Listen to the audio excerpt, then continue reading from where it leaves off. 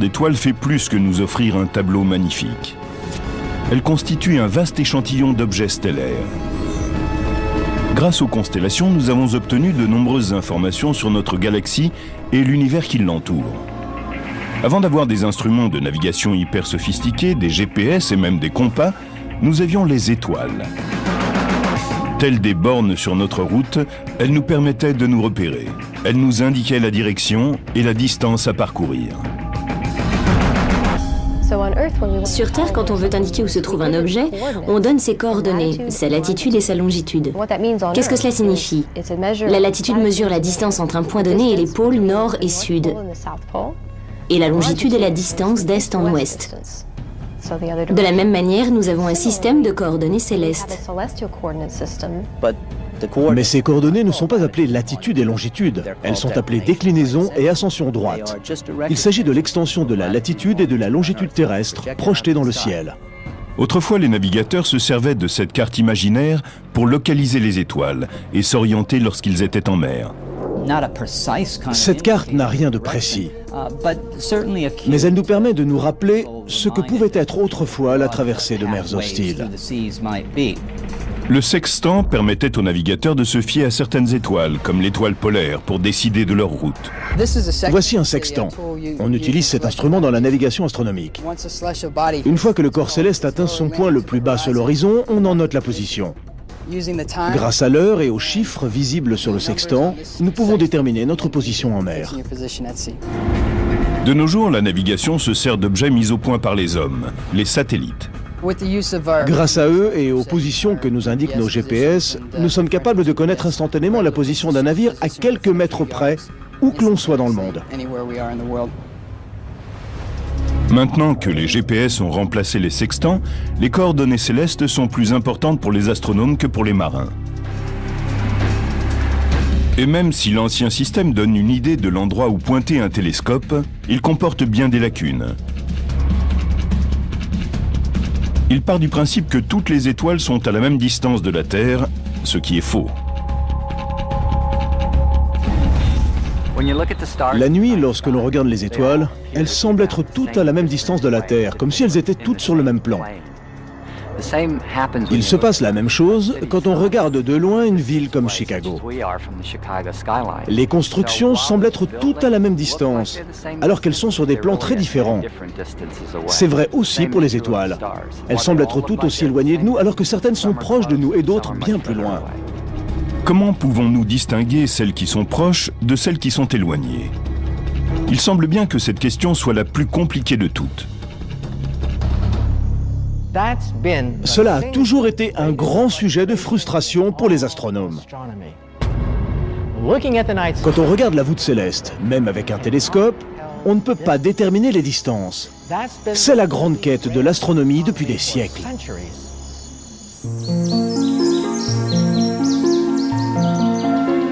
Nous sommes dans la forêt nationale, près de Los Angeles. J'ai avec moi une carte destinée aux randonneurs, car j'aimerais faire une balade. Je pourrais aller par exemple jusqu'aux chutes de Switzer, qui ne semblent pas très loin sur ma carte, à 1,5 km environ.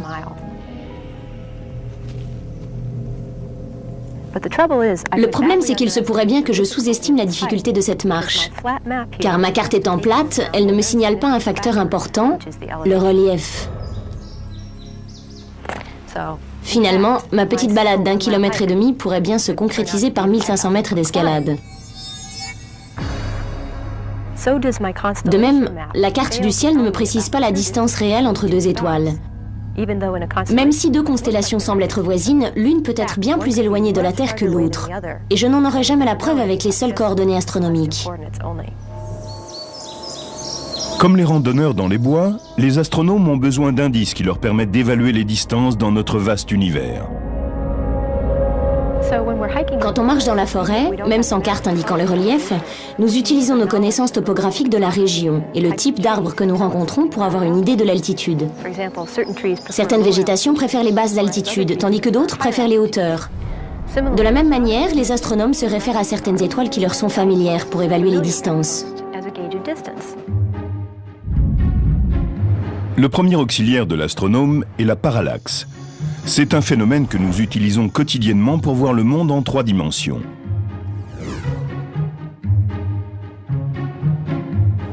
Pour comprendre ce qu'est la parallaxe, il y a un exercice très simple que tout le monde peut faire. Vous regardez votre doigt, puis un objet vraiment très éloigné. Si vous utilisez votre œil droit, puis que vous alignez votre doigt sur l'objet distant et qu'ensuite vous utilisez votre œil gauche, vous vous apercevrez que votre doigt semble bouger très nettement. Ce déplacement apparent est lié à la distance entre nos deux yeux. Les astronomes mesurent la parallaxe en observant une étoile à un certain endroit. Puis, ils recommencent 6 mois plus tard lorsqu'elle s'est déplacée assez loin du point d'observation initial. 6 mois, cela correspond à la position la plus éloignée que peut avoir la Terre par rapport à sa position initiale.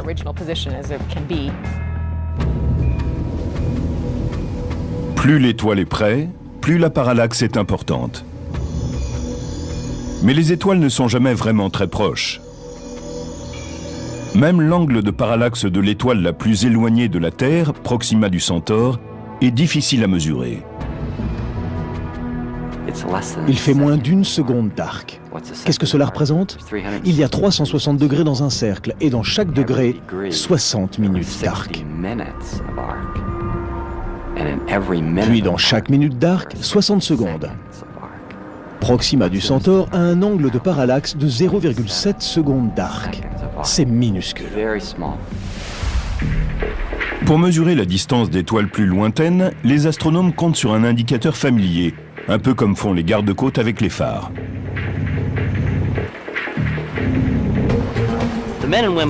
Les gardes-côtes savent que chaque phare éclaire selon une fréquence différente. Certains s'allumeront 2 fois par minute et d'autres 4 fois.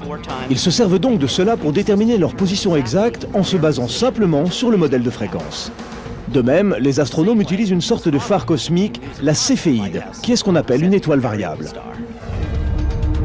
La constellation de Céphée, le roi d'Éthiopie selon la mythologie grecque, contient 57 étoiles visibles, dont Delta Céphée, qui constitue le prototype des céphéides variables.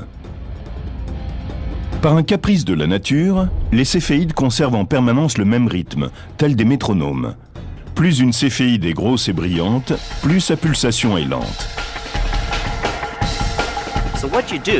Il faut trouver une céphéide variable, mesurer sa fréquence de pulsation qui va de 10 à 60 jours, et vous obtenez une chandelle standard. Vous pouvez ensuite déterminer à quelle distance est cette étoile.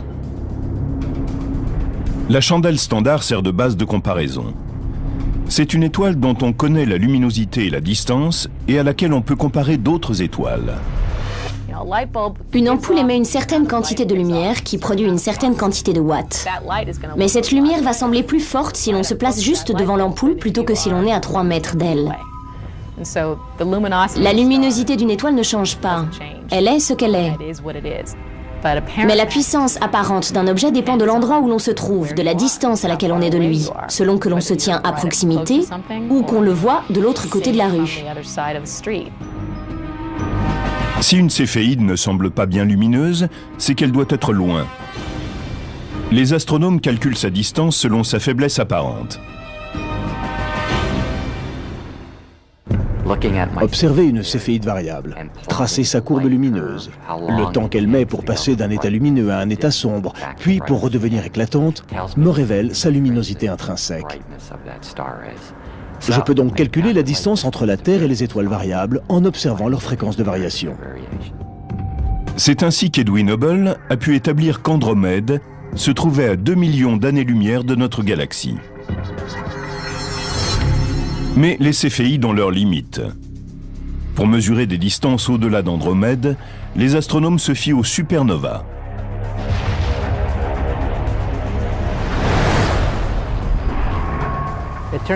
Il se trouve que les supernovas peuvent aussi entrer dans la catégorie des chandelles standards.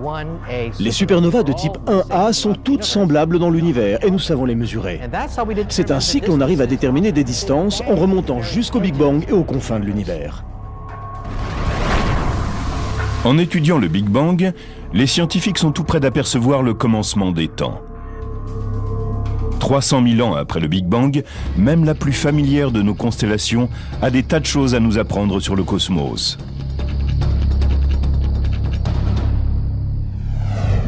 Orion, qui signifie le chasseur en grec, comprend 77 étoiles visibles.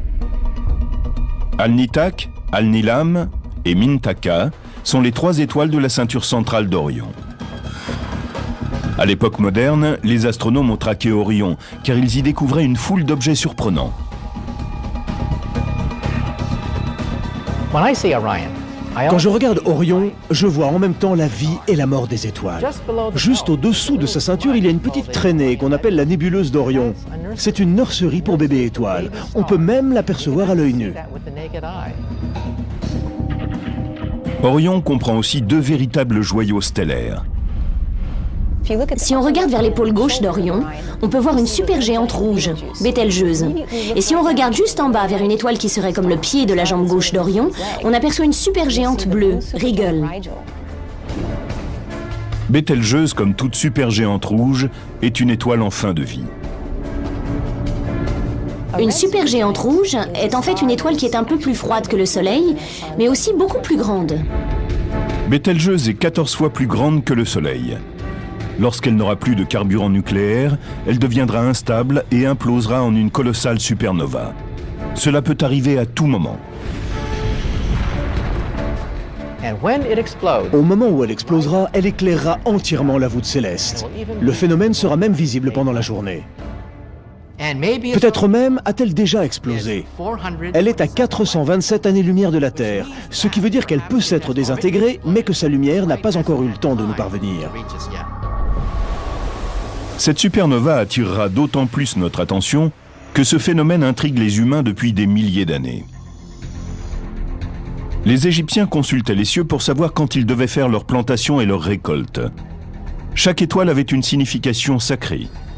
Sirius, par exemple, dans la constellation du Grand Chien, était appelée l'étoile d'Isis. L'apparition de Sirius avant l'aurore au cours du solstice d'été annonçait la crue annuelle du Nil. Et d'autres constellations, comme Orion, avaient peut-être une signification architecturale. Les égyptologues se sont souvent posé la question suivante. Pourquoi les Égyptiens ont-ils bâti 3 grandes pyramides qui ne sont pas tout à fait alignées? En revanche, les 3 pyramides semblent être alignées sur les 3 étoiles centrales de la constellation d'Orion. Qu'est-ce que cela signifie? Est-ce une coïncidence?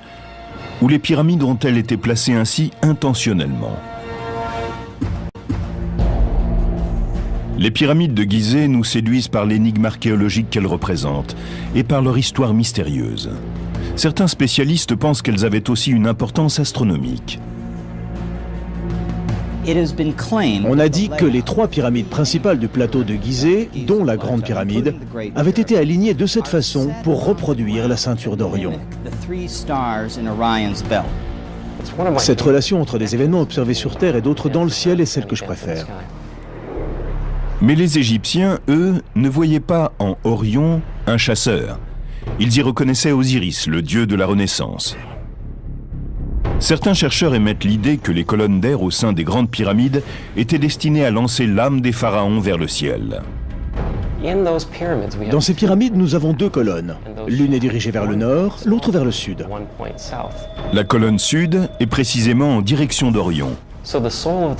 L'âme du pharaon était donc lancée à travers cette colonne pour qu'elle rejoigne Osiris ou Orion et puisse renaître et jouir de la vie éternelle. Mais d'autres spécialistes sont un peu plus sceptiques. Pour que cela corresponde exactement, il faut tout inverser, soit au sol, soit dans le ciel. Les Égyptiens étaient attentifs au nord et au sud quand ils construisaient leurs pyramides. Ça n'a donc aucun sens de dire « ils se sont bien alignés sur les étoiles, mais quand ils ont appliqué le schéma au sol, il était normal qu'ils chamboulent tout et qu'ils placent leurs édifices à l'envers. » La colonne nord est dirigée vers une étoile bien particulière. La colonne qui pointe vers le nord indique le pôle nord céleste de l'époque. Entre 2000 et 3000 ans avant Jésus-Christ, c'est Tuban qui était l'étoile polaire. Tuban se situe dans la constellation du Dragon qui compte 79 étoiles visibles. Elle a par la suite été remplacée par l'étoile polaire que nous connaissons, Polaris. Polaris illumine l'Arctique et règne sur notre ciel comme une balise au-dessus du pôle Nord. Située dans la constellation du Petit Chariot, elle est 2500 fois plus brillante que le Soleil et surpasse ses compagnes Polaris AB et B.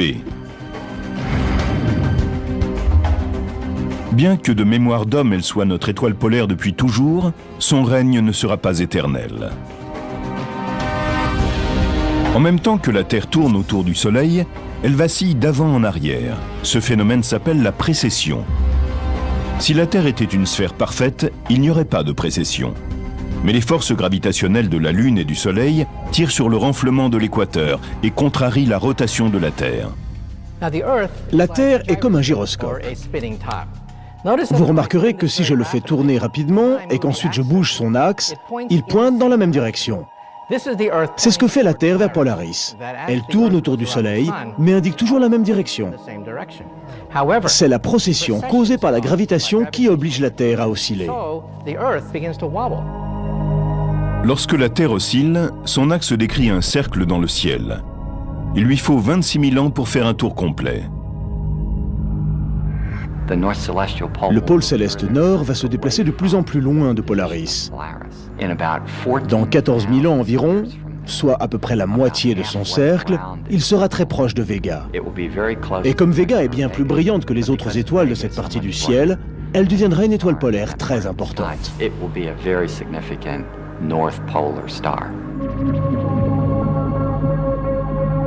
Dans 26 000 ans, l'axe de la Terre aura fait un tour complet et il pointera dans la même direction qu'aujourd'hui. Polaris reprendra le dessus sur Vega et par là même son titre d'étoile polaire. Plus une étoile est proche de l'un des pôles de la Terre, plus sa position reste fixe dans le ciel. Les astronomes appellent ces étoiles des circumpolaires. Elles sont visibles toute l'année. En réalité, les constellations d'étoiles polaires, comme le Petit Chariot ou le Grand Chariot, se déplacent dans un cercle assez restreint. De ce fait, elles tournent autour de Polaris sans jamais se lever ou se coucher.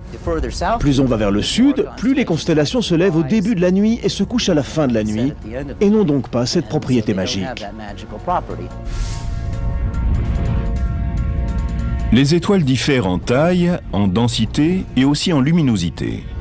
Les étoiles variables n'ont pas une intensité constante. Elles suivent une pulsation. Elles s'allument et s'éteignent, comme sur un modèle hypnotique.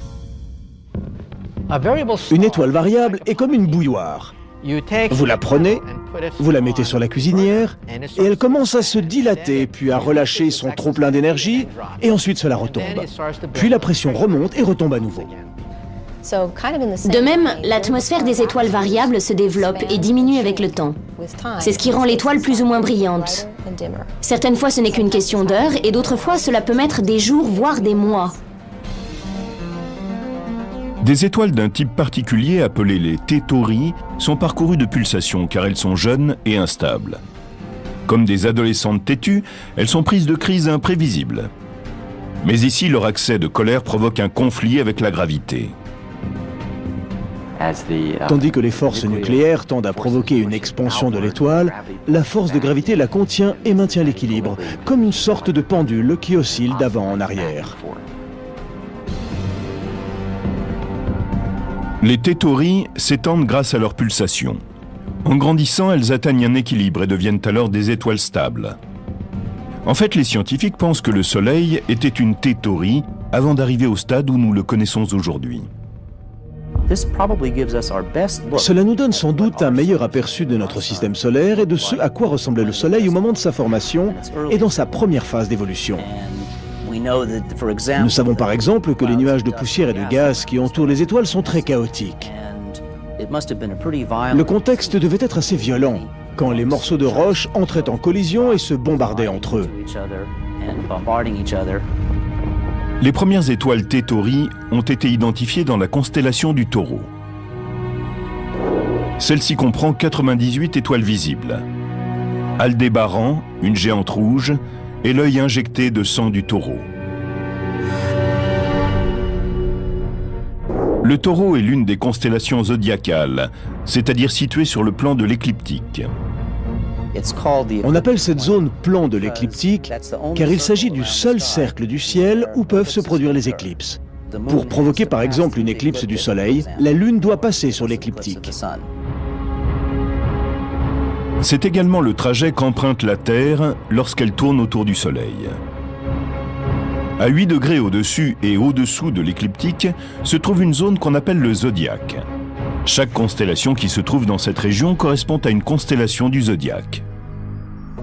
À tout instant, le Soleil se trouve dans une constellation du zodiaque, puisqu'il se situe entre nous, la Terre, et une des constellations.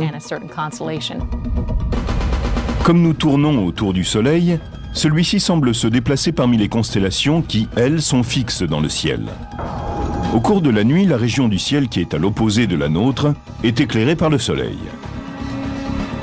Les astrologues relient chacune des constellations zodiacales au mois où le Soleil les traverse. C'est ainsi qu'au mois de juin, le Soleil passe dans le Cancer et qu'en juillet, il traverse le Lion. Mais il y a un problème. C'est que chaque constellation est de taille différente. Certaines sont petites, d'autres plus grandes. Le Soleil met 7 jours à traverser le Scorpion, qui est la plus petite constellation, et 44 jours avant de quitter la Vierge, qui est la plus grande. Il est donc impossible de diviser l'année en 12 parties égales, qui correspondraient à 12 constellations de forme identique. Beaucoup de gens accordent une grande importance à la signification de leur signe zodiacal.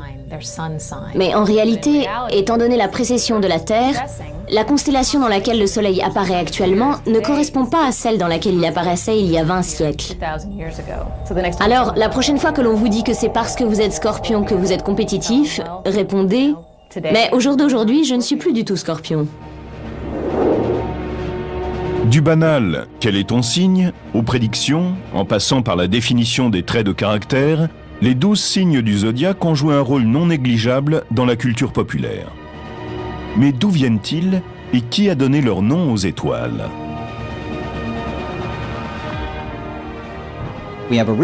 Dans certains cas, les noms des étoiles viennent de Mésopotamie. D'autres furent ajoutés par les Grecs et les Romains. Certains sont restés et d'autres ont disparu. À la chute de l'Empire romain en 450 avant Jésus-Christ, beaucoup de ces connaissances se perdirent. Toutefois, une partie fut préservée par les Arabes. Ce qui nous est parvenu en matière d'astronomie est le fait des astronomes arabes qui ont approfondi les calculs de leurs prédécesseurs romains. En 150 avant Jésus-Christ, le savant grec Claude Ptolémée a rassemblé ses observations dans des écrits qui recensent plus d'1 millier d'étoiles. Et c'est ainsi que nous avons appris que parmi toutes les constellations qui peuplent notre ciel, il y a 12 constellations zodiacales, alors qu'en réalité, elles sont 13.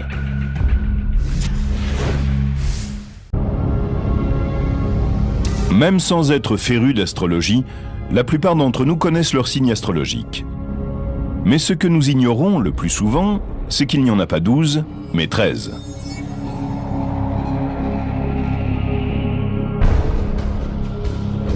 Ophiuchus, ou le Serpentaire, est ce signe oublié. Il comprend 55 étoiles visibles, et on localise sa constellation grâce à l'étoile de Barnard, connue pour posséder le mouvement propre le plus important. Blotti entre le Scorpion et le Sagittaire, Ophiuchus est écrasé par les constellations qui l'entourent. Bien qu'elle soit l'une des 48 constellations recensées par Ptolémée, certains spécialistes pensent qu'elle n'a pas été retenue parmi les signes du zodiaque pour avoir un chiffre pair, 12. Pour d'autres, c'est la précession qui aurait pu pousser Ophiuchus hors du zodiaque.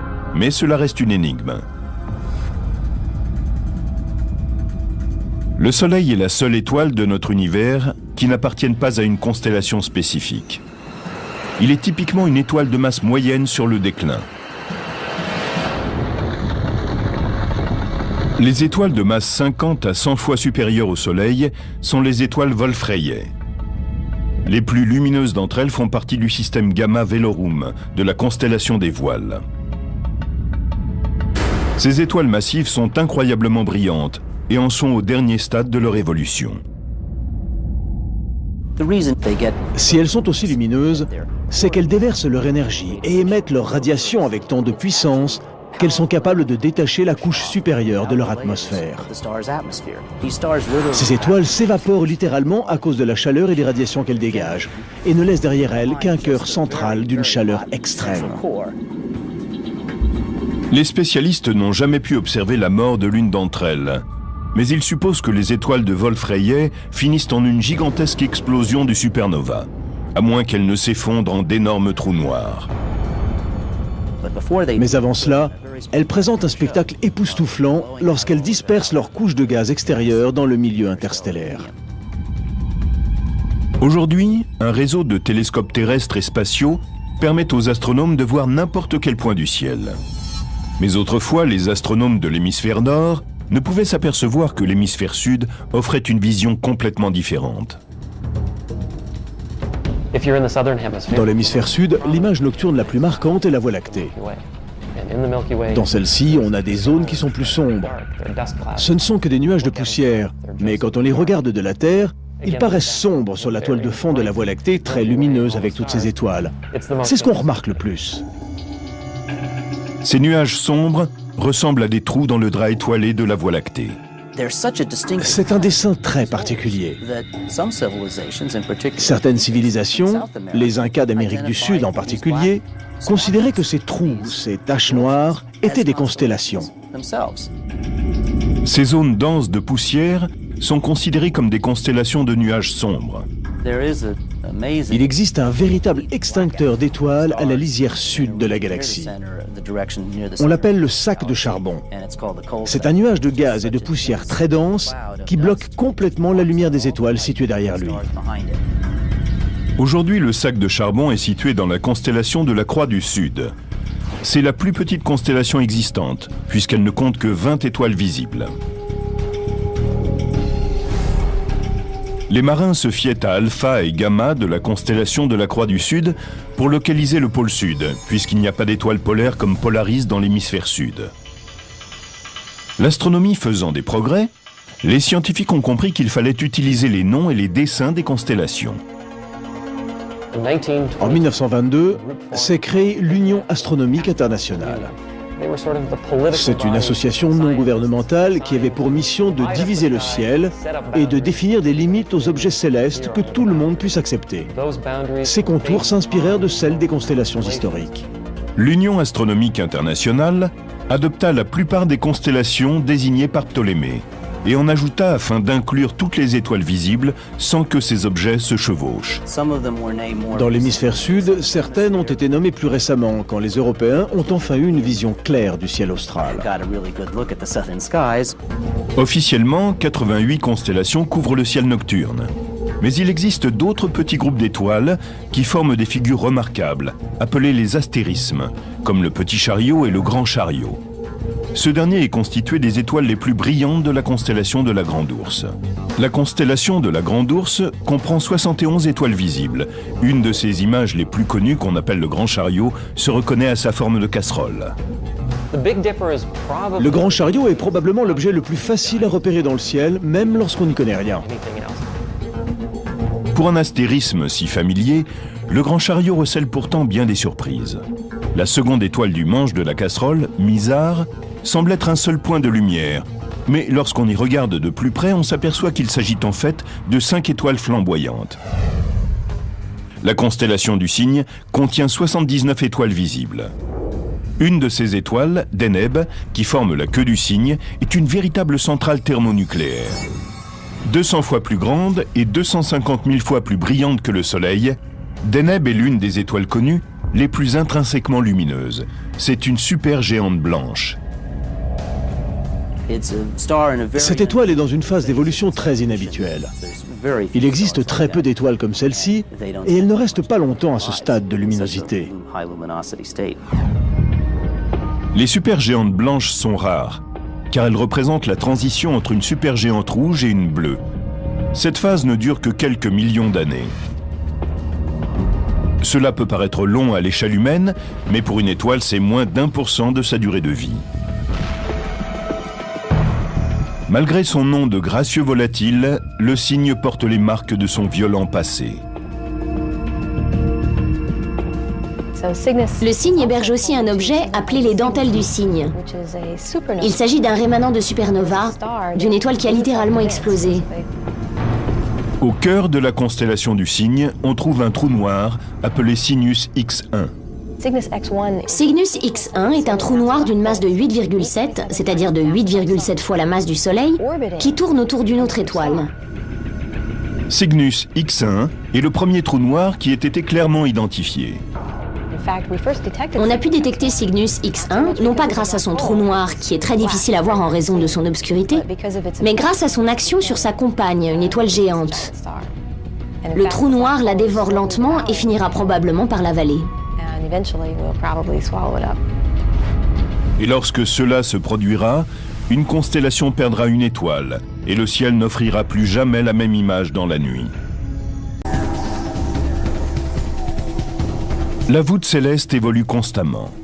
Au sein de chaque constellation naissent des étoiles, pendant que d'autres sont avalées par des trous noirs. Les supernovas, les étoiles et les nébuleuses ont une chose en commun. On les reconnaît d'après la constellation dans laquelle elles se situent. Mais avant même l'invention des télescopes superpuissants qui nous permettent de mieux les voir, les constellations jouaient un rôle important. Elles apportaient aux gens des informations qu'ils n'osaient pas ignorer. C'était une question de vie ou de mort. La nuit, le ciel est comme un calendrier. C'est la toute première découverte scientifique de l'humanité, le calendrier céleste. Il y avait le lever et le coucher du soleil, les différentes phases de la lune, les apparitions et disparitions des étoiles avec les saisons. Les gens voyaient bien que le monde suivait une logique. Ils observaient l'ordre qui régnait dans le ciel et cela leur permettait de prévoir ce qui allait se produire sur Terre. C'était un instrument de survie. Quand on observe le ciel, on voit ces groupes d'étoiles qui sont reliés à des phénomènes importants. Ils poussaient l'homme à agir d'une certaine manière pour ses plantations ou pour ses récoltes.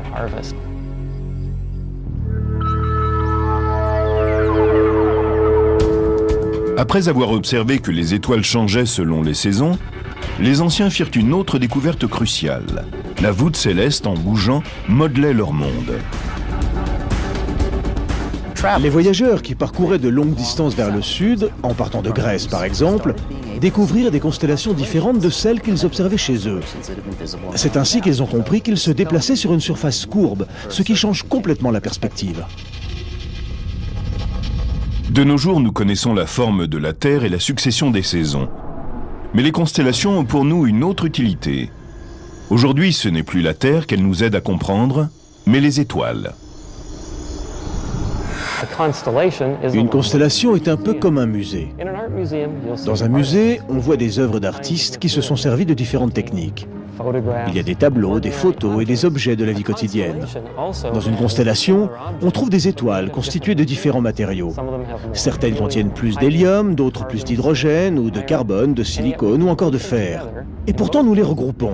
Les objets assemblés dans une constellation, comme dans un musée, sont des collections que nous avons constituées pour des raisons parfaitement subjectives.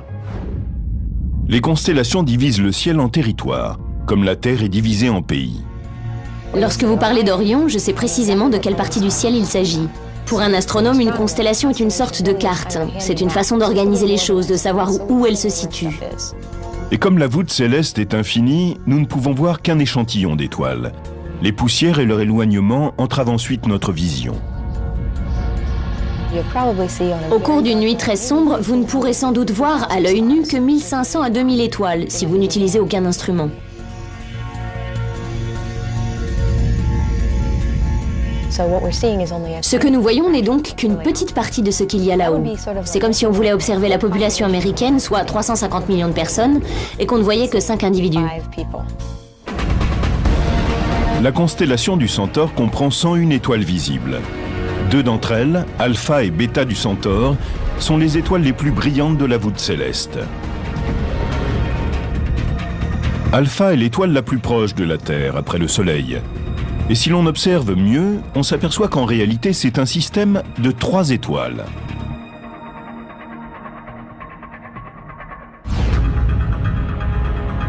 Il n'est pas inhabituel pour une étoile de partager la vedette avec une ou 2 autres qui tournent autour d'elle.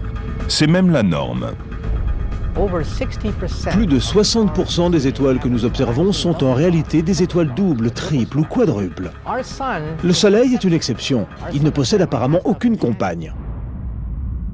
Tandis que le Soleil voyage seul à travers l'espace, les étoiles d'Oméga du Centaure ne manquent pas de compagnie. C'est l'amas globulaire le plus lumineux que l'on puisse voir sans télescope, simplement à l'œil nu, car il s'agit d'un amas géant de plus de 10 millions d'étoiles. Oméga du Centaure est le plus grand amas de la galaxie. Ces étoiles, étroitement proches, ont toutes des orbites différentes et complexes, mais elles arrivent malgré tout à se déplacer ensemble, comme un seul groupe. Mais d'où vient cet amas? Cela reste une énigme. C'est un objet inhabituel. Bon nombre d'astronomes se demandent s'il ne s'agirait pas du centre d'une galaxie qui aurait été absorbée par la Voie lactée lors d'une collision. Il n'est pas rare que les grosses galaxies soient cannibales et dévorent de plus petites qu'elles.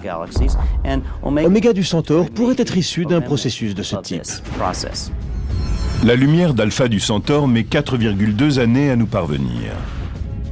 Mais lorsqu'on regarde Oméga du Centaure, sa lumière a voyagé 16 000 ans avant que nous puissions l'apercevoir. Cela montre à quel point cette constellation est étendue et en même temps qu'elle n'existe que dans notre esprit.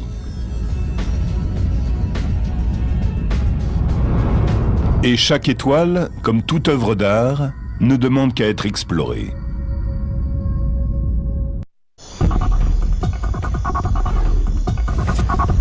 Les constellations structurent la voûte céleste et permettent de mieux comprendre le ciel. Quand on regarde ces lumières scintillantes, on oublie facilement que chacune représente des milliards de soleils flamboyants qui, en fusionnant avec d'autres éléments, peuvent créer de nouveaux mondes.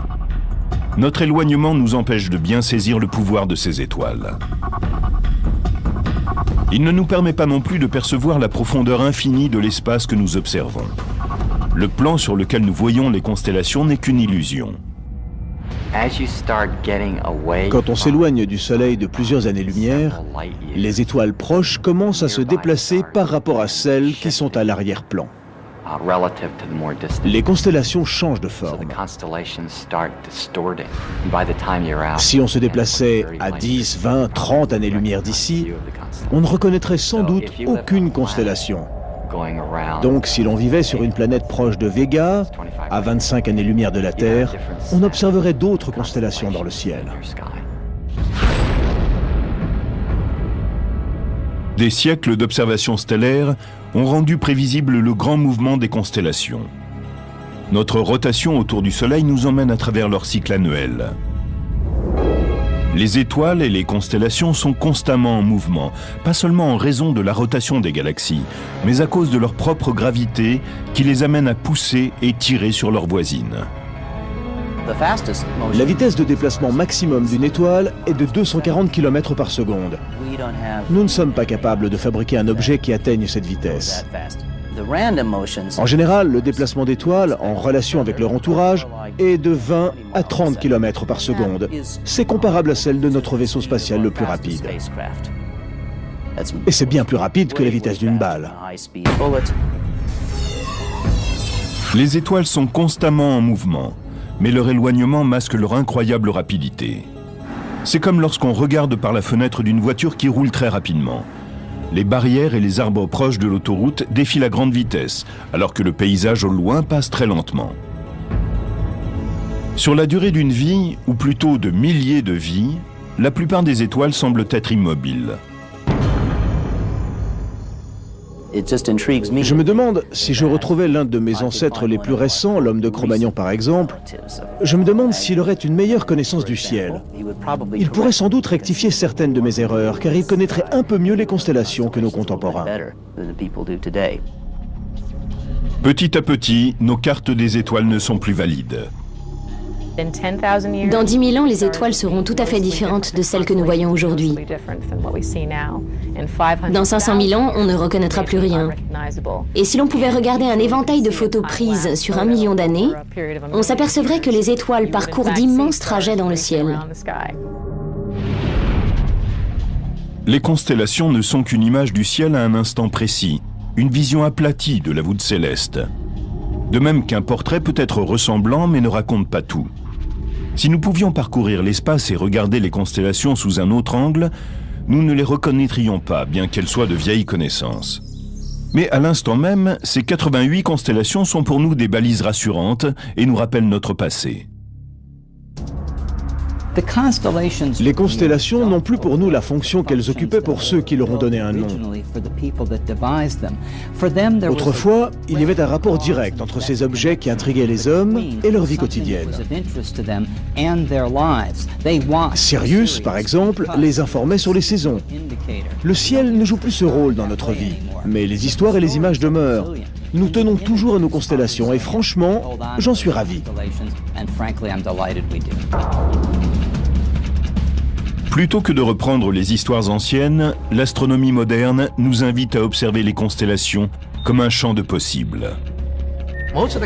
La plupart des constellations comprennent de 3 à 5 planètes. D'ici quelques années, nous aurons peut-être identifié des centaines de planètes comme la Terre qui gravitent autour des étoiles. Nous connaîtrons alors une expérience incroyable. Nous pourrons nous dire que lorsque nous observons une constellation, quelqu'un là-bas nous regarde peut-être aussi. Dans cet espace si grand que nous n'en voyons qu'une toute petite partie, nous observons les étoiles et nous nous demandons ce qu'elles signifient. Nous créons des cartes, nous inventons des histoires. Tout cela pour tenter de résoudre les mystères que recèlent les constellations.